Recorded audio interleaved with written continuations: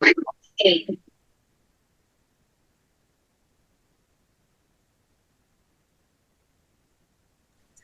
علیکم ورحمۃ اللہ وبرکاتہ، امید کرتی ہوں کہ آپ اسٹوڈنٹ خیر و عافیت کے ساتھ ہوں گے۔ 5 منٹ ہم باقی اسٹوڈنٹ کے جوائن کرنے کا انتظار کرتے ہیں اور پھر انشاءاللہ اپنی آج کی کلاس کا آغاز کرتے ہیں۔ جزاکم اللہ خیرا کثیرا واحسن الجزاء فی الدارین، آمین یا رب العالمین۔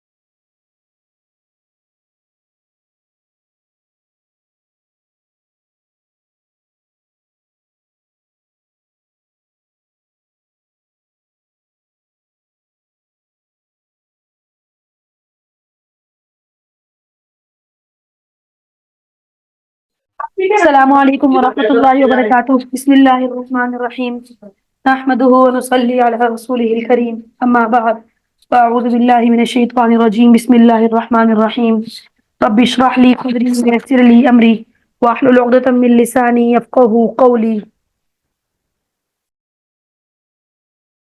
رب زدني علما رب زدني علما رب زدني علما اللهم إنا نسألك علما نافعا اللهم انفعنا بما علمتنا وعلمنا ما ينفعنا وزدنا علما آمين يا رب العالمين. سید نقی جو اسسمنٹ ہے وہ تو 9 سے 10 کے ٹائمنگ میں ہے نا. کوآرڈینیٹر نے ٹائمنگ شیئر کی ہوگی, اس میں 9 سے 10 کی ٹائمنگ ہوگی. ٹھیک ہے. السلام علیکم میم. وہ ٹائمنگ دی کوئی نہیں انہوں نے نا, وہ آپ کا سیشن نہیں ہے وہ رمضان کے جی بارے میں؟ رمضان کا سیشن ہے رمضان کا, ہاں جی 9 سے 10 ہے وہ بھی نہیں. وہ رمضان کا سیشن نہیں ہے, وہ آپ کا اسسمنٹ ہے 9 سے 10 اور اس وقت 8 ٹھیک بجے. ہے ٹھیک ہے جی ٹھیک ہے. اللہ اچھا جی نازیہ, کل کی کلاس کے حوالے سے بتائیے کہ ہم نے کیا پڑھا تھا اور آپ نے کیا ریویژن کیا ہے. بسم اللہ الرحمن الرحیم. کل کی دعا تھی پہلے یکم رمضان سے 10 رمضان تک عشرہ رحمت تھی, ربی اغفر ورحم انت خیر الراحمین. پھر دوسری دعا تھی عشرہ اس کی مغفرت کی, استغفر اللہ استغفر اللہ ربی من کل ذنب و اتوب علیہ. جی پھر اگر تیسری تھی 21 رمضان سے 29 رمضان تک, اللہم انک عفو کریم تحب العفو فاعف عنی یا غفور یا غفور یا غفور. پھر آپ نے بتایا تھا کہ صدقہ فطر کے بارے میں. صدقہ فطر کا مقصد بیسکلی یہی ہے کہ لوگوں کے دلوں میں اسلام کی محبت اور الفت پیدا کرنا, اللہ کی راہ میں خرچ کرنا اور ضرورت مندوں کی ضرورتیں پوری کرنا, تاکہ رمضان کے بعد عید کی خوشی میں وہ لوگ بھی شامل ہو سکے جن کے پاس اتنے وسائل نہیں ہیں. پھر قرآن پاک میں اللہ تعالیٰ فرماتا ہے بے شک وہی بامراد ہوا جو نفس کی آفتور گناہ کی آلودگی سے پاک ہو گیا اور اپنے رب کے نام کا ذکر کرتا رہا اور کثرت و پابندی سے نماز پڑھتا رہا. قرآن پاک میں یہ آپ نے بتایا تھا. پھر اس کی مقدار بتائی گئی, ایک سائے کھجورے ہوں, جو ہو, گیہوں ہوں, کشمش ہو, اناج یا اسی مقدار میں آپ پیسے دے دیجیے. صدقہ فطر کا جو وقت تھا صبح صادق سے پہلے والا ہے.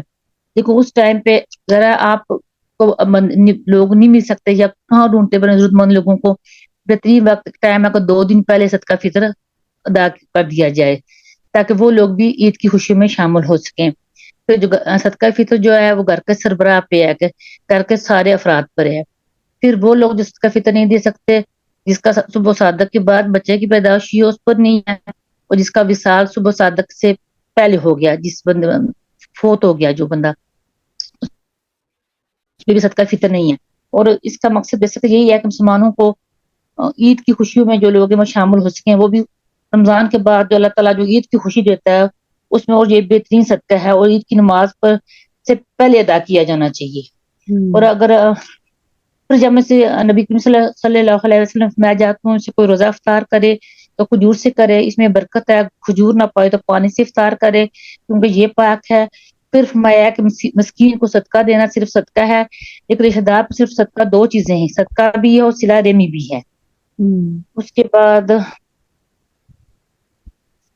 پھر یہ بھی تھا اس میں کہ صدقہ فطر کا مقصد رسول اللہ صلی اللہ علیہ وسلم نے صدقہ فطر کو فرض کر فرمایا جو روزہ داروں کو لغو بات اور بیہودہ باتوں سے پاکی ہے, غریبوں کی پرورش کے لیے ہے. جس نے نماز عید سے پہلے سے ادا کیا تو یہ مقبول زکوٰۃ ہے, جس نے سے نماز عید کے بعد ادا کیا تو وہ جیسے ایک عام صدقات کی طرح ایک صدقہ ہے.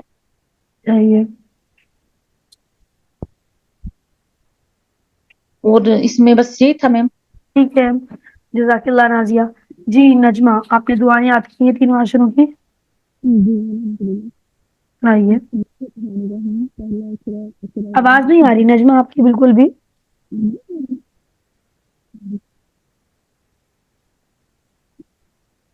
آواز آ رہی ہے آپ کو نجمہ؟ نہیں, آپ کی آواز بہت آ رہی ہے لیکن بہت سلو آ رہی ہے. جی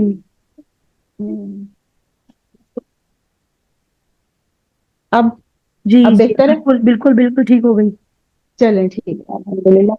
بسم اللہ الرحمن الرحیم. عشرہ رحمت, پہلا عشرہ یکم رمضان سے 10 رمضان تک, اور اس کی دعا ہے رب اغفر ورحم وانت خیر الراحمین. دوسرا عشرہ 11 رمضان سے 20 رمضان تک عشرہ مغفرت، استغفر اللہ ربی من کل ذنب واتوب الیہ. صحیح ہے. اور تیسرا عشرہ ہے عشرہ دوزخ سے نجات. اور اس کے لیے دعا ہے کہ اللہم انک عفو تحب العفو فاعف عنا یا کریم یا غفور. ٹھیک ہے. اچھا زہرا. جی میم. میم پہلے عشرے کی پہلے رب اغفر وارحم،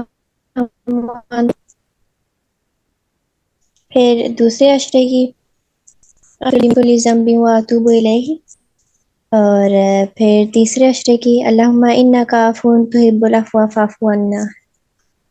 وانی. فاعف عنی. اچھا ٹھیک ہے. انا بھی ٹھیک ہے، انی بھی ٹھیک ہے. اچھا ٹھیک.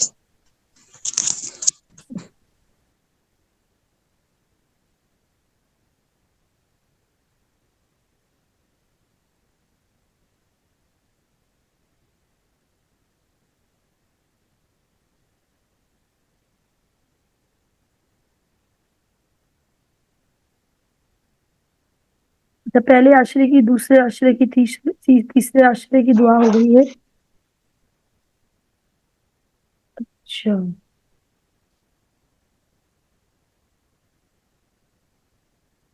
روزہ رکھنے کی بھی ہو گئی، افطار کرنے کی بھی ہو گئی. روزہ رکھنے کی بھی ہوگی، افطار کی بھی ہوگی، عشروں کی بھی ہوگی، پھر نیال باس نیاب پھل دیکھنے والے پہ بھی ہوگی، کپڑا چاند پہننے کی بھی ہو گئی. ہاں وہ بھی ہوگی، پھر شیطان کے شر سے پناہ مانگنے کی بھی ہوگی، وہ ساری ہوگی. ٹھیک ہے. اور جب بھی چاند پر نظر پڑے وہ بھی ہوگی.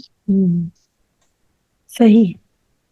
اچھا اب جو ہے وہ ہم چونکہ ہم دعاؤں کو یاد کر رہے ہیں تو معمولات کے اعتبار سے جو دعائیں ہوتی ہیں، سوتے وقت کی، سو کر اٹھنے کی، ان دعاؤں کو بھی ہم دیکھ لیتے ہیں. ابھی ہمارے پاس 3-4 دن ہے تو ہماری مزید 6 دعائیں اور ہو جائیں گی. ٹھیک ہے. تو ویسے تو یہ دعائیں ہر کسی کو یاد ہی ہوتی ہیں، لیکن یہ کہ ریویژن ہو جائے گا. کچھ ایسے ہوں گے جن کو جو ہے وہ کچھ دعائیں یاد نہیں ہوں گی، تو اس کو جو ہے اس کے حوالے سے ریویژن ہو جائے گا.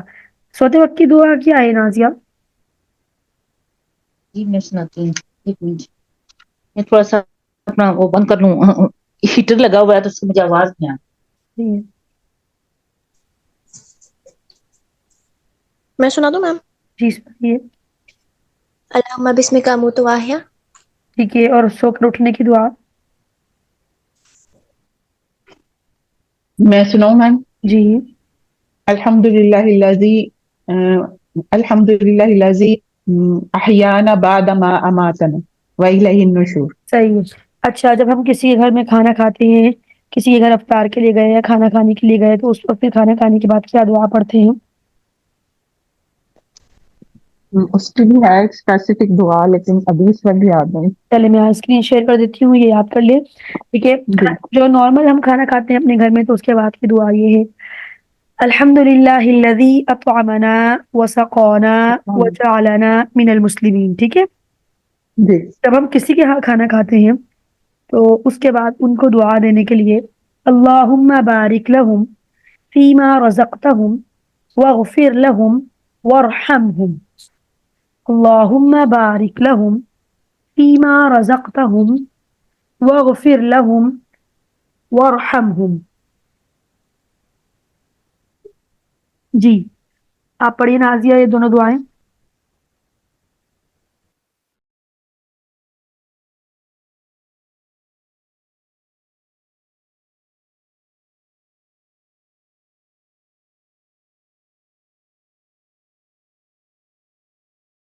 نازیہ پڑھیں آپ دعا، دونوں دعائیں ریڈ کریں. آپ کریں نجمہ، کھانا کھانے کے بعد کی دعا اور کسی کے ہاں کھانا کھانے کی دعا. جی کھانا کھانے کے بعد کی دعا: الحمد للہ الذی اطعمنا وسقانا وسقانا وجعلنا من المسلمین. وجعلنا. اوکے. جی الحمد للہ الذی اطعمنا وسقانا وجعلنا मिनल मुस्लिमीन। और किसी के यहाँ खाना खाने के बाद की दुआ, अल्लाहुम्मा बारिक लहुम फीमा रज़क़तहुम वग़फिर लहुम वरहमहुम। जी, बारकल्लाह। ज़हरा आप पढ़ें। खाना खाने के बाद की अल्हम्दुलिल्लाहिल्लज़ी अत'अमना व सक़ाना व जअलना मिनल वसक़ाना, मुस्लिमीन वसक़ाना। सक़ाना व जअलना हम्म, मिनल मुस्लिम। सही है। और किसी के घर खाने के बाद अल्लाहुम्मा बारिक लहुम फीमा रज़क़ताहुम दोबारा अल्लाहुम्मा। अल्लाहुम्मा बारिक लहुम फीमा रज़क़ताहुम वग़फिर लहुम वर मैम क्लियर उसकी फोटो नजर नहीं आ वरहमहुम। रही। वरहमहुम। अल्लाहुम्मा बारिक लहुम फीमा रज़क़तहुम वग़फिर लहुम वरहमहुम। ठीक है, अल्लाहुम्मा बारिक लहुम फीमा रज़क़ताहुम वग़फिर लहुम वरहमहुम। वरहमहुम। ठीक है। सईदा नाज़िया, आपको मेरी आवाज आ रही है?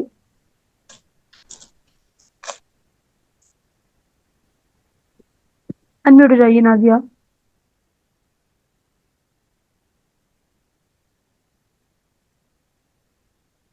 चलिए, बहरहाल आगे शुरू करते हैं। मेरे ख्याल से उनका कोई इशू है।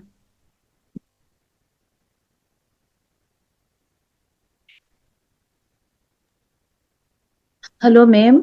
जी जी, बोलिए। मैम मेरा नेट खराब हो गया था, वो बिजली चली गई थी, लाइट चली गई, मेरा नेट का कनेक्शन खराब हो गया था, मुझे आपकी आवाज नहीं आ रही थी।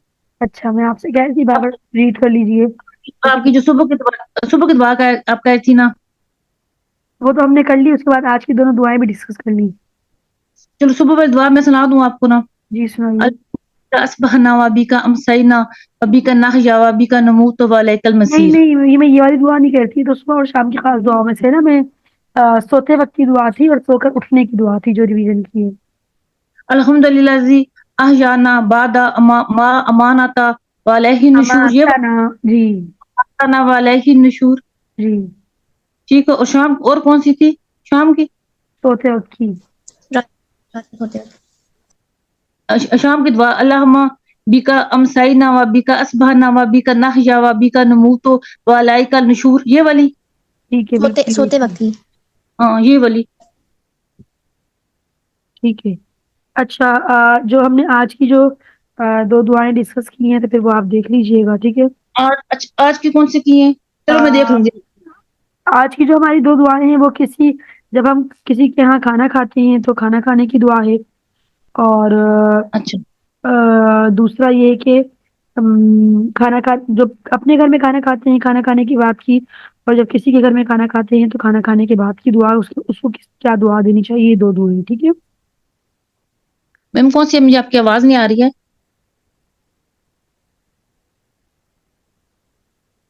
मैम, मुझे आवाज आ आपकी रही है आवाज मेरी? नहीं। अब आवाज आ मुझे रही आप, है मेरी? जी जी, अब ऐसे कट कट के आती है, आप मुझे दोबारा बता दें। नहीं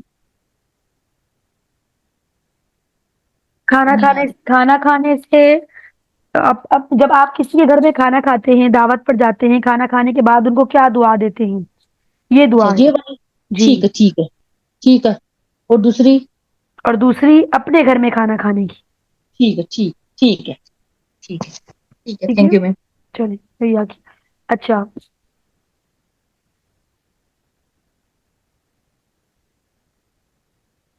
अल्लाह अकबर। आज का जो हमारा सेशन है वो ईद उल फित्र के हवाले से है, ठीक है। ईद उल फित्र, ईदैन जो नमाज है, ईद की नमाज है, वो कब फर्ज हुई और क्यों फर्ज की गई। नमाज नमाज ईदीन ईदैन का हुक्म जो है वो हिजरत मदीना के पहले साल दिया गया। अल्लाह ताला ने मुसलमानों की खुशी और फरहत के लिए साल में दो अहम दिन और मुकर्रर किए, जिनमें से एक ईद उल अजहा है और एक ईद उल फित्र का दिन है।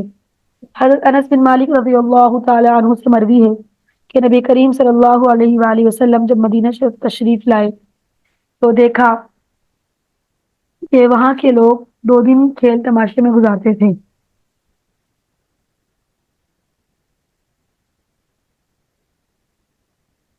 نبی کریم صلی اللہ علیہ وآلہ وسلم نے دریافت فرمایا کہ یہ دن کیا ہیں؟ انہوں نے کہا کہ ہم ایام جاہلیت میں ان 2 دنوں میں کھیل تماشا کیا کرتے تھے۔ رسول اللہ صلی اللہ علیہ وآلہ وسلم نے فرمایا ان اللہ قد ابدل لکم بہما خیرا منہما یوم الاضحی و یوم الفطر۔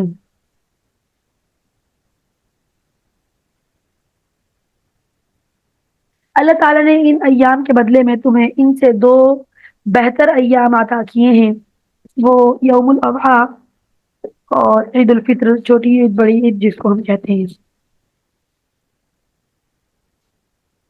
عید الفطر کو خوشی کا دن کیوں قرار دیا گیا؟ ایسی کیا خوشی ہوتی ہے عید الفطر کے دن میں؟ عید الفطر دراصل بہت سی خوشیوں کا مجموعہ ہے۔ ایک، رمضان المبارک کے روزوں کی خوشی، دوسری قیام شب، رمضان کی جو آپ نے اتنی راتیں جو ہے وہ عبادت کی اس کی خوشی، تیسری نزول قرآن کی خوشی، چوتھی لیلۃ القدر کی خوشی، پانچویں اللہ تعالیٰ کی طرف سے روزے داروں کے لیے رحمت، بخشش اور عذاب جہنم سے آزادی کی خوشی ہے۔ پھر ان تمام خوشیوں کا اظہار جو ہے وہ صدقہ و خیرات سے، جسے صدقہ فطر کہا جاتا ہے، کیا جاتا ہے، تاکہ عبادات کے ساتھ انفاق و خیرات کا بھی عمل شریک ہو جائے۔ آپ نے عبادت تو کی، کہ روزے میں بھی عبادت ہے اور قرآن کی تلاوت میں بھی عبادت ہے، رات جاگنے میں بھی عبادت ہے، اور لیلۃ القدر کی بھی عبادت ہے۔ تو جب آپ جو ہے وہ انفاق اور خیرات کرتے ہیں، اپنے مال میں سے خرچ کرتے ہیں، تو انفاق کے اعتبار سے، مالی اعتبار سے بھی ایک عبادت ہماری اس میں شامل ہو جاتی ہے، جنسی عبادت کے ساتھ ساتھ، جسمانی عبادت کے ساتھ ساتھ۔ یہی وہ وجوہات ہیں جن کی بنا پر اسے مومنوں کے لیے خوشی کا دن قرار دیا گیا۔ کیوں خوشی کا دن قرار دیا گیا عید الفطر کو نازیہ؟ عید الفطر کو اس لیے انمیوٹ جائیے نازیہ۔ عید الفطر کو خوشی کا دن اس لیے بھی کہا گیا کہ ایک تو رمضان مبارک کے روزوں کی خوشی، دوسری رات رمضان کی خوشی میں، اور تیسری یہ کہ نزول قرآن ہوا لیلۃ القدر کی خوشی میں، پانچویں اللہ تعالیٰ کی طرف سے روزداروں کے لیے رحمت، بخشش اور جہنم سے آزادی۔ پھر ان تمام خوشیوں کا آزاد صدقہ و خیرات سے، جیسے صدقہ فطر بھی کہا جاتا ہے، کرنے کو حکم دیا ہے، اور اس میں سے عبادت کا خاص لذت و ہم گناہوں سے دور ہو جاتے ہیں، اپنے آپ کو خالص اللہ کے لیے کر دیتے ہیں، اور اس لیے اس دن کو خوشی کا دن قرار دیا گیا ہے۔ بالکل ٹھیک، ایسا ہی ہے۔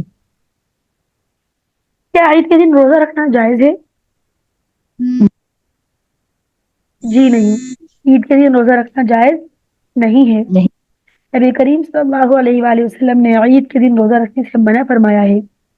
حضرت ابو سعید خدری رضی اللہ تعالی عنہ فرماتے ہیں نہا رسول اللہ صلی اللہ علیہ وسلم عن صیام یومین، یوم الفطر و یوم الاضحی۔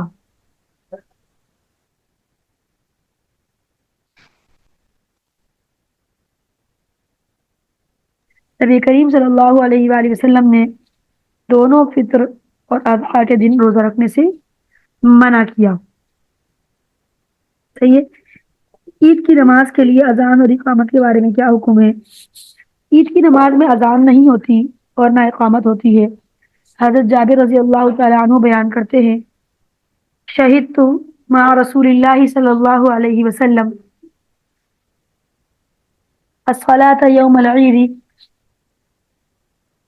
فبدأ بالصلاة قبل الخطبة بغیر اذان ولا اقامہ۔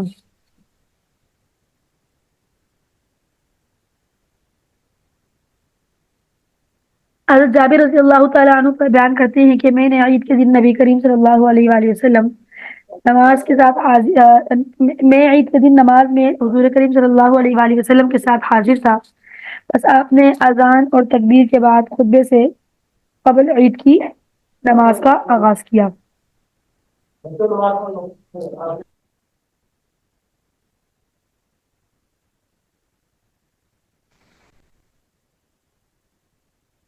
اچھا، نماز عیدین ادا کرنے کا کیا طریقہ ہے؟ نماز عیدین جو ہے اس کے عید الفطر اور عید الاضحیٰ کی نمازیں ہر اس شخص پر واجب ہے جس پر جمعہ فرض ہے، جس پر نماز فرض ہے۔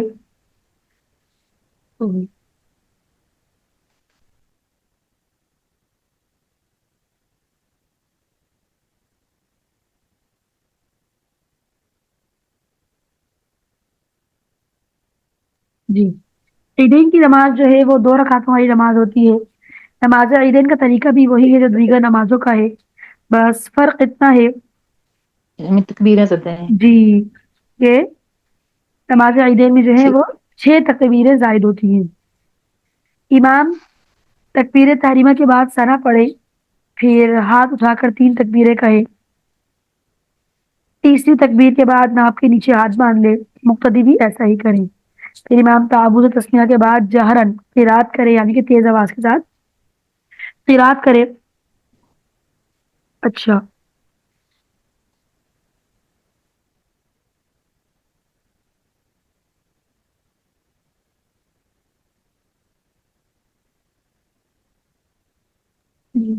جہرن قرات کا مطلب ہے کہ تیز آواز میں قرات کرے۔ قرات کے بعد جو ہے وہ حسب معمول رکوع و سجود کیے جائیں، سجدے کے بعد رکوع کے بعد پھر سجدہ، سجدے کے بعد پھر دوسری رکعت شروع ہوگی۔ امام قرات کرے، قرات کے بعد 3 مرتبہ ہاتھ اٹھا کر تکبیریں کہے، 6 تکبیریں ہو گئیں۔ مقتدی بھی اس کے ساتھ ایسا ہی کریں، اور چوتھی مرتبہ امام ہاتھ اٹھائے بغیر تکبیر جو ہے وہ رکوع کر لے، مقتدی بھی ایسا ہی کریں۔ اس طرح 2 رکعت نماز آپ کی مکمل ہو گئی۔ تو یہ طریقہ ہوتا ہے نماز عیدین کا۔ نماز عیدین کا جو وقت ہے وہ آفتاب کے بلند ہو جانے کے بعد جو ہے وہ زوال ہو جاتا ہے۔ زوال سے پہلے تک جی، اس سے پہلے پہلے تک آپ نے عیدین کی نماز جو ہے وہ پڑھ لینی ہے۔ اچھا، عید کے دن ایسے کون سے امور ہیں جن کو بجا لانا سنت ہے، مستحب ہے، مسنون ہے؟ مختلف، غسل جی بتائیے۔ مسواک کرنا، غسل کرنا، نئے کپڑے پہننا، صبح نماز کے لیے چلے جانا عیدگاہ یا جہاں بھی مسجد میں آپ کی نماز ہوتی ہے۔ صحیح ہے۔ اور اس کے علاوہ عید الفطر کی سنتیں؟ اور تکبیریں پڑھتے ہوئے جانا، یہ بھی ہے نا، تکبیر پڑھاتے ہوئے بالکل، تکبیر ایک راستے سے جانا دوسرے راستے سے واپس آنا۔ دیکھیں، جس سے جی جی جی عید کی جو سنتیں ہیں اس میں 13 سنتیں ہیں، ٹھیک ہے، 13 چیزیں سنت ہیں۔ شریعت کے مطابق اپنی آرائش کرنا، ٹھیک ہے، شریعت کے حدود میں رہتے ہوئے آپ جو اپنی آرائش کر سکتی ہے، اپنے آپ کو جو ہے وہ صفائی وغیرہ جو بھی ہے آپ کی، جو آپ شریعت کے حدود میں رہتے ہوئے اپنی آرائش کر لیں۔ یعنی کہ عورتیں ہیں تو پاک صاف ہو جائیں، اس کا مطلب یہ نہیں کہ وہ آئیبرو وغیرہ بنائیں، جو شریعت کے حدود ہیں۔ مرد ہیں تو اپنی جو ہے وہ ایسا نہیں ہے کہ آرائش کے طور پر جو ہے وہ داڑھی کو ہلکا کروا رہے ہیں، مطلب سنت کے مطابق جو آپ جو ہے شریعت ہماری اجازت دیتی ہے اس کے مطابق اپنا جو ہے وہ اپنے آپ کو آرائش کر لیں۔ دوسرا، غسل کریں، غسل کرنا۔ تیسرا، مسواک کرنا، ٹھیک ہے، جو آپ کے حسب طاقت آپ کے پاس عمدہ لباس موجود ہو وہ عمدہ لباس پہننا۔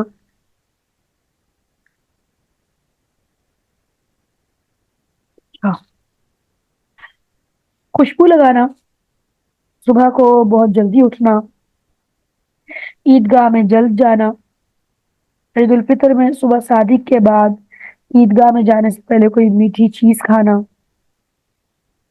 عید الفطر میں عیدگاہ جانے سے پہلے صدقہ فطر ادا کرنا، عید کی نماز عیدگاہ میں پڑھنا بغیر عذر جو ہے وہ کوئی، اگر آپ کا کوئی عذر نہیں ہے تو آپ بغیر کسی عذر کے جو ہے وہ مسجد میں نہ پڑھیں، عیدگاہ پہنچنے کی کوشش کریں اگر آپ ابھی اس لیے کہا گیا کہ جلدی اٹھنا اور ٹائم سے پہنچنا۔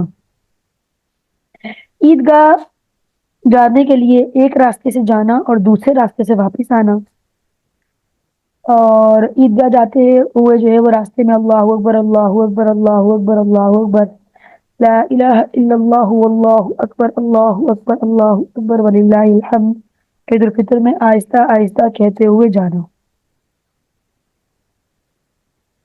اچھا، اسی طرح سواری کے بغیر پیدل عیدگاہ جانا یہ بھی سنت ہے۔ مستحب یہ ہے کہ وہ میٹھی چیز چھوارے ہوں اور میٹھی چیز جو ہے وہ چھوارے ہوں، اگر جو ہے وہ تمر نہیں ہے تو پھر کوئی اور چیز کھا لے، ورنہ مستحب جو ہے وہ چھوارے ہیں۔ اس کے علاوہ ان کو جو کھانا وہ طاق عدد میں کھانا، یہ بھی مستحب ہے۔ 3 طاق عدد 5 میں 1 3 5 اس طرح۔ عام طور پر عید الفطر کی صبح کو بھی سحری کے وقت صبح صادق کے بعد کھائے۔ عید الفطر کی صبح کو بھی سحری کے وقت صبح صادق کے بعد کھایا جائے، یعنی کہ آپ جب نماز کے لیے نکل رہے ہیں عیدگاہ جانے کے لیے، آپ جلدی نکل جاتے ہیں تو آپ اس وقت کچھ نہ کچھ کھا کے نکل جائیں۔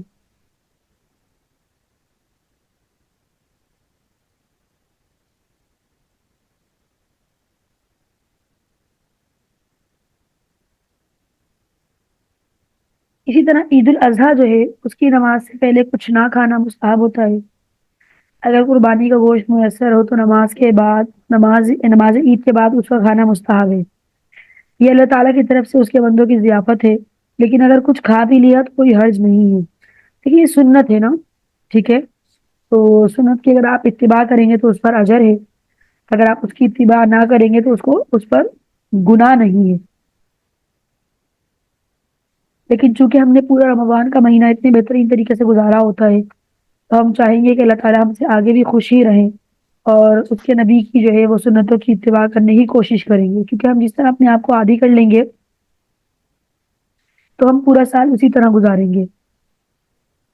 نماز عید کے لیے تکبیر تشریق کہتے ہوئے جانا۔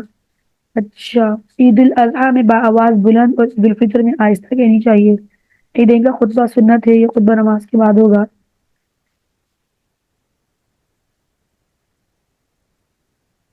عید کی رات عبادت کرنے کی فضیلت کیا ہے؟ اچھا، جو عید کی رات ہوتی ہے یعنی کہ صبح عید ہے اس سے پہلی جو رات ہوتی ہے اس میں بھی عبادت کی فضیلت۔ عید کا دن جہاں خوشی و مسرت کے اظہار کا ہوتا ہے، ملنے ملانے کا ہوتا ہے، وہاں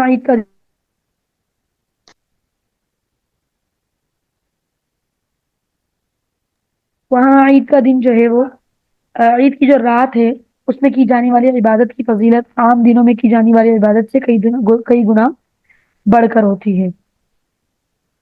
حضرت ابو امامہ رضی اللہ تعالیٰ عنہ سے مروی ہے کہ نبی کریم صلی اللہ علیہ وآلہ وسلم نے فرمایا، من قام لیلۃ العیدین محتسبا للہ لم یمت قلبہ یوم تموت القلوب۔ کیا ہے حدیث مبارکہ میں کہ جو شخص عید الفطر اور عید الاضحیٰ کی راتوں میں عبادت کی نیت سے قیام کرتا ہے اس کا دل اس دن بھی فوت نہیں ہوگا جس دن تمام دل فوت ہو جائیں گے۔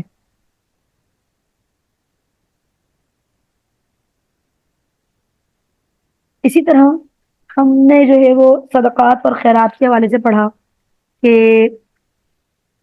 ماہ رمضان میں جو ہے عید سے پہلے جو ہے وہ صدقہ فطر دے دیا جائے۔ اور دیکھیں یہ تو صدقہ فطر ہے، ٹھیک ہے، لیکن جو رمضان کے مہینے میں جو دوسرے صدقات اور فطرات ہیں، صدقات ہیں، خیرات ہیں جو ہم جو ہے وہ غریبوں کو دیتے ہیں، اس کی بھی بہت زیادہ احادیث میں فضیلت بیان کی گئی ہے۔ صدقہ خیرات وہ مال ہے جو اللہ کی رضا کے لیے غریب اور مسکین کو دیا جاتا ہے۔ زکوٰۃ اور عشر و صدقہ فطرہ تو واجب ہے نا، جو ان تینوں میں سے کسی کو جو ادا نہ کرے وہ گناہگار ہوگا۔ اس کے علاوہ جو اللہ تعالیٰ کی راہ میں صدقہ خیرات جو کیا جاتا ہے اس کا بھی بہت زیادہ اجر ہے، اور احادیث بے شمار احادیث کے اندر اس کا جو ہے وہ اس کی فضیلت بیان کی گئی ہے۔ تو جب صدقے کی جو ہے وہ اتنی زیادہ عظمت ہے، اس کے فوائد ہیں، تو اسی طرح رمضان المبارک کا مہینہ جو ہے وہ بہترین مہینہ ہوتا ہے، اور ایک ایک بھی عبادت جو ہے اس میں 70 گنا بڑھ کر اس کا اجر دیا جاتا ہے۔ تو اسی طرح اس میں کی جانے والی عبادت، اس میں دیا جانے والا صدقہ بھی 70 گنا بڑا ہوا ہوگا۔ تو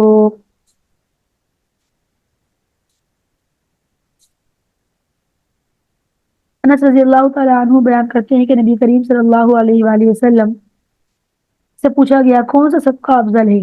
آپ صلی اللہ علیہ وآلہ وسلم نے فرمایا رمضان میں صدقہ کرنا افضل ہے۔ اور اسی طرح آپ صلی اللہ علیہ وسلم خود بھی رمضان کے مہینے میں بے بہا صدقہ کیا کرتے تھے۔ احادیث ثابت ہے کہ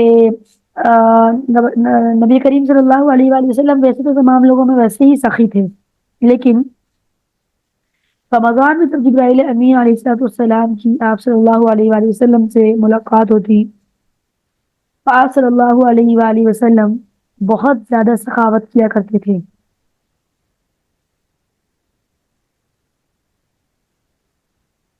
حضرت جبرائیل علیہ السلام کی ملاقات کے وقت تو آپ صلی اللہ علیہ وآلہ وسلم سخاوت میں تیز ہوا کے جھونکے سے بھی بڑھ جاتی تھی، آپ کی جو یہ صفت تھی۔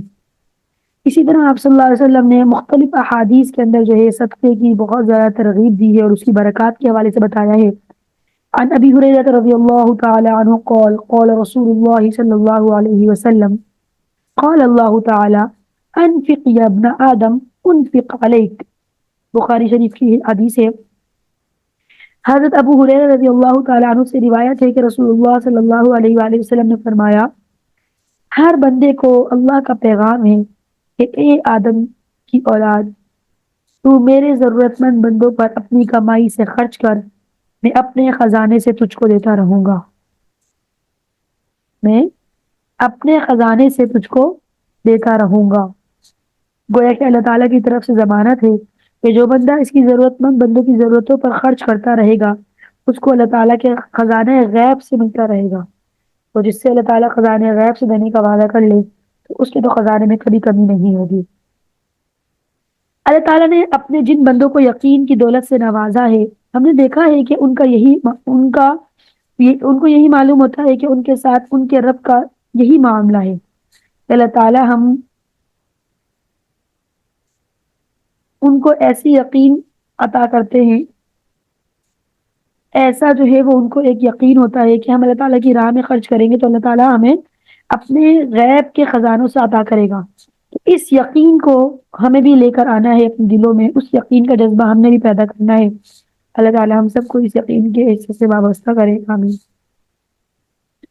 تو اللہ تعالیٰ یہ حدیث قدسی ہے کہ اللہ تعالیٰ نے کا پیغام ہے ہر بندے کو کہ جو اپنی کمائی سے خرچ کرے گا اس کو میں اپنے خزانے میں سے دوں گا۔ اسی طرح ایک اور حدیث کا مفہوم ہے عن اسماء قالت قال رسول اللہ صلی اللہ علیہ وسلم انفقی ولا تحسی فیحسی اللہ علیک ولا توعی فیوعی اللہ علیک ارضخی ما استطعتی۔ بخاری شریف کی روایت ہے، اسماء بنت ابی بکر رضی اللہ تعالیٰ عنہ سے روایت ہے کہ رسول اللہ صلی اللہ علیہ وآلہ وسلم نے ان سے فرمایا، نبی کریم صلی اللہ علیہ وآلہ وسلم نے اسماء بنت ابی بکر رضی اللہ تعالیٰ عنہ سے فرمایا تم اللہ پر بھروسہ کرو، اس کی راہ میں خرچ کرتی رہو اور گنو مت، یعنی اس فکر میں نہ پڑو کہ میرے پاس کتنا ہے اور اس میں سے کتنا خرچ کروں۔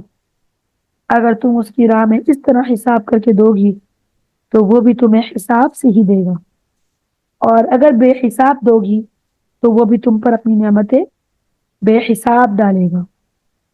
اور دولت جوڑ جوڑ کر بند کر کر کے گن گن کر نہ رکھو، ورنہ اللہ تعالیٰ بھی تمہارے ساتھ یہی معاملہ کرے گا کہ رحمت اور برکت کے دروازے تم پر خدا نخواستہ بند ہو جائیں گے۔ لہذا تھوڑا بہت جو بھی ہم سے ہو سکے، جس کی توفیق ملے، راہ خدا میں خرچ کریں. ضروری نہیں ہے کہ ہزاروں روپے ہوں گے تو ہم خرچ کریں گے، جو آپ کی توفیق ہے. اپنا معمول بنائیں کہ اپنے مال میں سے روزانہ تھوڑا تھوڑا تھوڑا تھوڑا اس حدیث کو، ان احادیث کو مد نظر رکھتے ہوئے، صدقہ فطر کے علاوہ وہ تو ہم پر واجب ہے، اور بھی باقی صدقات کے زکات کے علاوہ وہ تو ہم پر واجب ہے، جو مزید جو دوسرے صدقات اور خیرات ہیں اس کا معمول بنائیے کہ رمضان کے مہینے میں تھوڑے تھوڑے تھوڑے تھوڑے دے جو ہے وہ اپنے مال میں سے جتنا آپ استطاعت رکھتے ہیں اتنا نکالیں. اسی طرح ابی امامہ رضی اللہ تعالی عنہ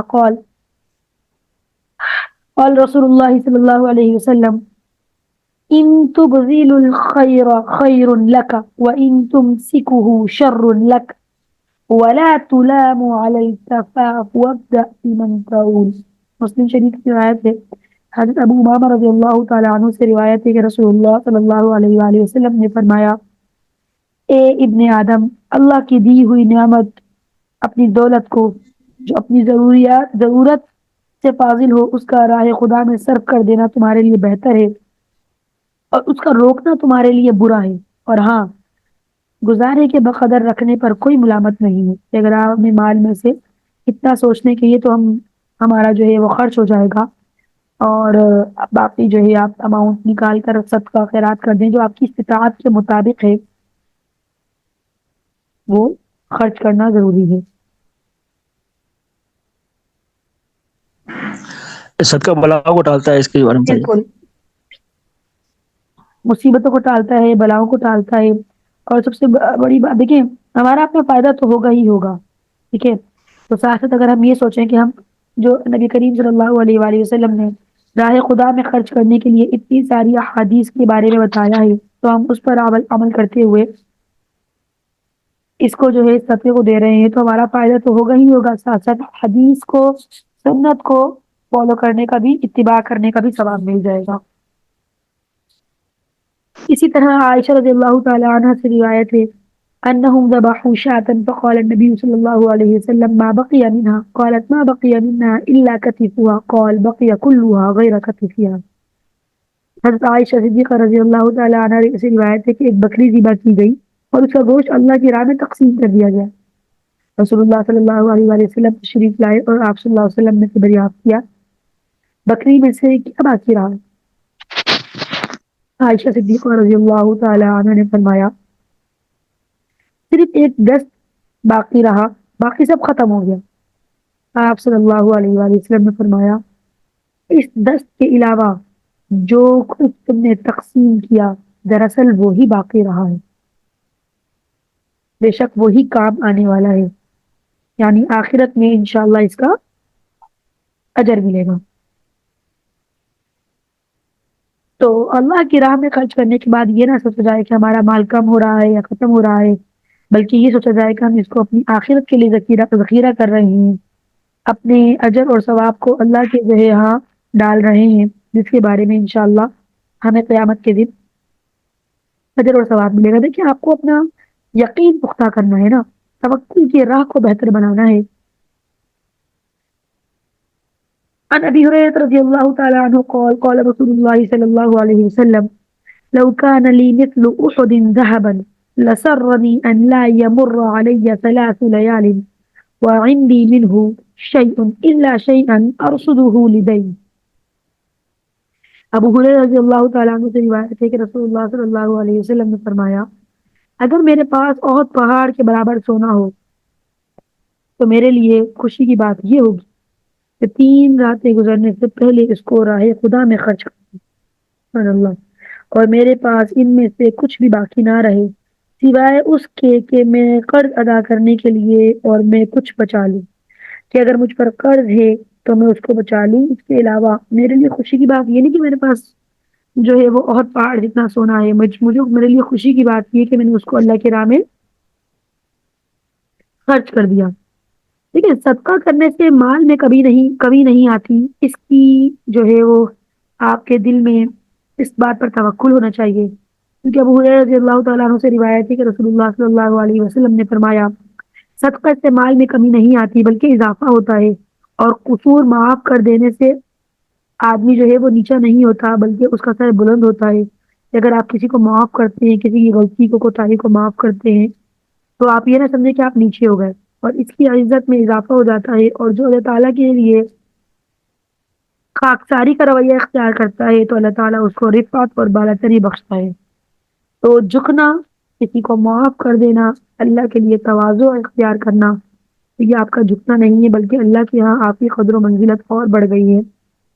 صدقے سے آپ یہ نہ سمجھیں کہ مال میں کمی آتی ہے بلکہ اور زیادہ اضافہ ہوتا ہے. اسی طرح صدقہ جو آپ دیں وہ ضرورت مندوں کو دیں. ضرورت مندوں کو کھلانے پلانے کا جو اجر و ثواب ہے وہ الگ ہے. ابو سعید خدری رضی اللہ تعالی عنہ سے روایت ہے کہ رسول اللہ صلی اللہ علیہ وسلم نے فرمایا، جس مسلم نے کسی دوسرے مسلم بھائی کو جس کے پاس کپڑا نہیں تھا پہننے کو کپڑا دیا، اللہ تعالیٰ اس کو جنت کا سب لباس پہنائے گا. اور جس مسلمان بھائی نے دوسرے مسلمان بھائی کو بھوک کی حالت میں کھانا کھلایا، اللہ تعالیٰ اس کو جنت کے پھل اور میوے کھلائے گا. اور جس مسلمان نے پیاس کی حالت میں دوسرے مسلمان بھائی کو پانی پلایا، اللہ تعالیٰ اس کو جنت کی سب وادی سے سیراب کرے گا. تو اس سے زیادہ فضیلت والی بات کیا ہو سکتی ہے کہ جو کسی کو کچھ پہنائے یا کھلائے یا پلائے تو اس پر اللہ تعالیٰ نے اتنا بہترین اجر رکھا ہے. اسی طرح مختلف احادیث ہیں جس میں جو ہے وہ صدقے کے بارے میں بتایا گیا ہے. عبداللہ بن سلام رضی اللہ تعالیٰ عنہ سے روایت ہے، رسول اللہ صلی اللہ علیہ وآلہ وسلم جب ہجرت کر کے مدینہ طیبہ آئے، آپ صلی اللہ علیہ وآلہ وسلم کو دیکھنے کے لیے لوگ آئے. آپ صلی اللہ علیہ وسلم کے پاس آئے. جب کہتے ہیں عبداللہ بن سلام کہ جب میں نے آپ صلی اللہ علیہ وسلم کو غور سے دیکھا تو میں نے آپ کو پہچان لیا کہ یہ چہرہ جو ہے وہ کسی جھوٹے کا چہرہ نہیں ہے. پھر آپ صلی اللہ علیہ وآلہ وسلم نے سب سے پہلے جو بات فرمائی وہ یہ تھی، اے لوگوں، آپس میں سلام کو خوب عام کرو، یعنی اس کو رواج بنا لو کہ ایک دوسرے کو سلام کیا کرو. کیوں؟ کیونکہ اس سے دل کی گرہیں کھلتی ہیں اور تعلق بڑھتا ہے. جو ہمارے عشروں میں دوری ہوتی ہے اس لیے ہوتی ہے کہ ہم سلام جیسی سنت کو پیچھے چھوڑ دیتے ہیں. اور اللہ کے بندوں کو، خاص کر ان کو جو ضرورت مند ہو، کھانا کھلاؤ. آپس میں صلہ رحمی اختیار کرو، یعنی قرابت کے حقوق ادا کرو. اور رات کو جس وقت سب سوئے پڑے ہوں، لوگ سوئے پڑے ہوں، حضور صلی اللہ علیہ وآلہ وسلم نے فرمایا کہ اللہ کے حضور میں نماز پڑھو. ایسا کرو گے تو سلامتی کے ساتھ جنت میں جاؤ گے. اسی طرح رمضان کے مہینے میں جیسے صدقہ دینا بھی جو ہے وہ بہترین صدقہ ہے، اسی طرح ایک صدقہ اور جو برکت کا اور فضیلت کا حامل ہے وہ یہ کہ اپنے اہل و عیال پر خرچ کرنا، یہ بھی صدقہ ہے. حضرت ابو مسعود رضی اللہ تعالیٰ عنہ سے روایت ہے کہ رسول اللہ صلی اللہ علیہ وسلم نے فرمایا، جب کوئی صاحب ایمان بندہ اپنے اہل و عیال پر ثواب کی نیت سے خرچ کرے تو اس کے حق میں صدقہ ہوگا اور وہ عند اللہ ثواب کا مستحق ہوگا. فرض اپنا پورا کیا، اہل و عیال پر خرچ کرنا تو ظاہر سی بات ہے ہماری مجبوری، ذمہ داری، سب کچھ ہوتا ہے، لیکن اگر آپ ثواب کی نیت رکھیں گے تو اس کا بھی اجر اللہ تعالیٰ آپ کو دیں گے. اپنے اہل و عیال کی ضروریات پر اپنی حیثیت کے مطابق کم و بیش خرچ تو سبھی کرتے ہیں، لیکن اس خرچ کرنے سے لوگوں کو وہ روحانی خوشی حاصل نہیں ہوتی جو اللہ کے نیک بندوں کو دوسرے ضرورت مندوں اور مساکین اور فقراء پر صدقہ و خیرات کرنے سے ہوتی ہے. کیونکہ اپنے اہل و عیال پر خرچ کرنے کو لوگ جو ہے وہ ثواب نہیں سمجھتے بلکہ اس کو ایک مجبوری سمجھتے ہیں یا نفس کا ایک تقاضا سمجھتے ہیں.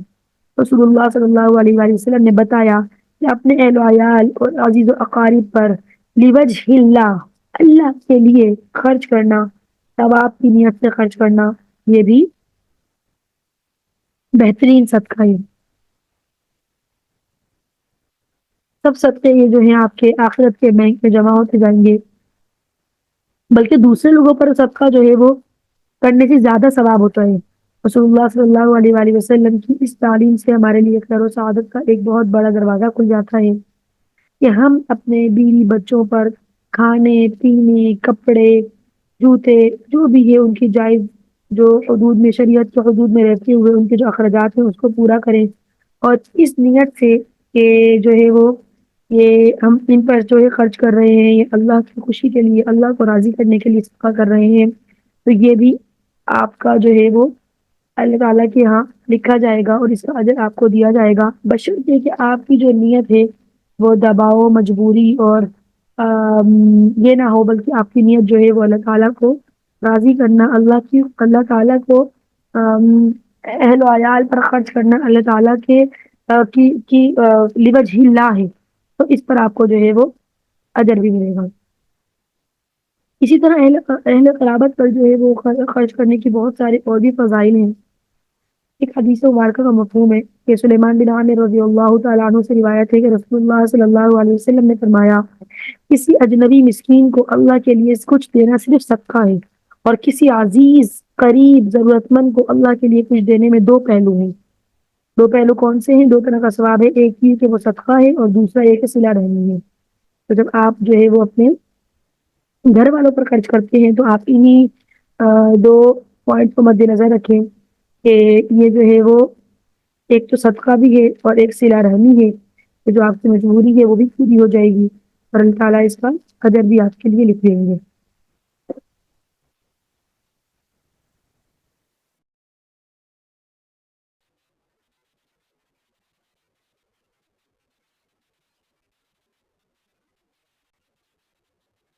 تو کوشش کریں گے کہ ہمارا معمول یہ ہوگا رمضان کے مہینے میں کہ انشاءاللہ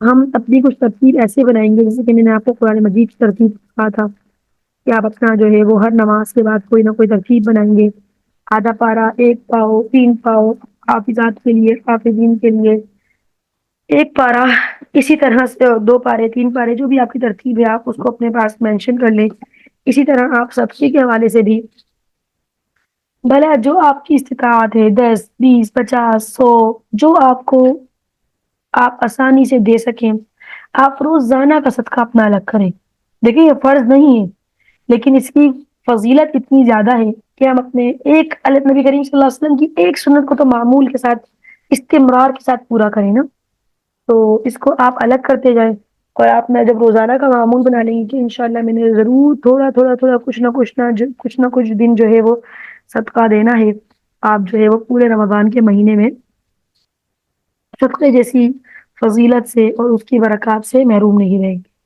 ٹھیک ہے میرے خیال سے یہ کسی پر گراں بھی نہیں گزرے گا کہ اگر ہم تھوڑا اپنی جیب کی استطاعت کے مطابق الگ کرتے جائیں گے لیکن کیا پتا وہ جس کو ہم آگے دیں اس کے لیے کتنی حیثیت رکھتا ہے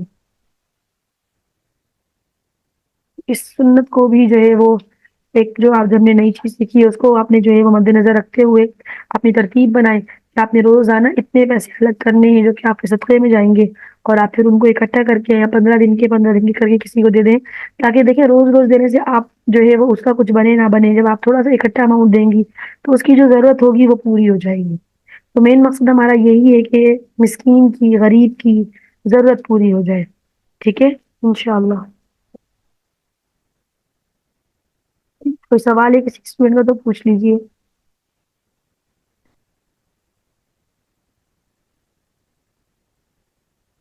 آج کی جو 2 دعائیں ہیں وہ یاد کر لیجیے گا کھانا کھانے کی دعا اور کسی کے گھر اگر ہم جو ہے وہ کھانا کھاتے ہیں تو اس کے حوالے سے جو دعا ہے ان دونوں کو دیکھ لیجیے گا پکچر بھی میں آپ کے ساتھ شیئر کر دوں گی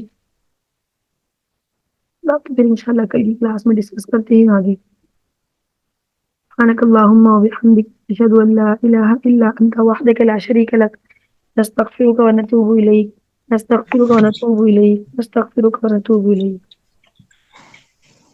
السلام علیکم ورحمۃ اللہ وبرکاتہ وعلیکم السلام ورحمۃ اللہ وبرکاتہ جزاک اللہ جی وإياك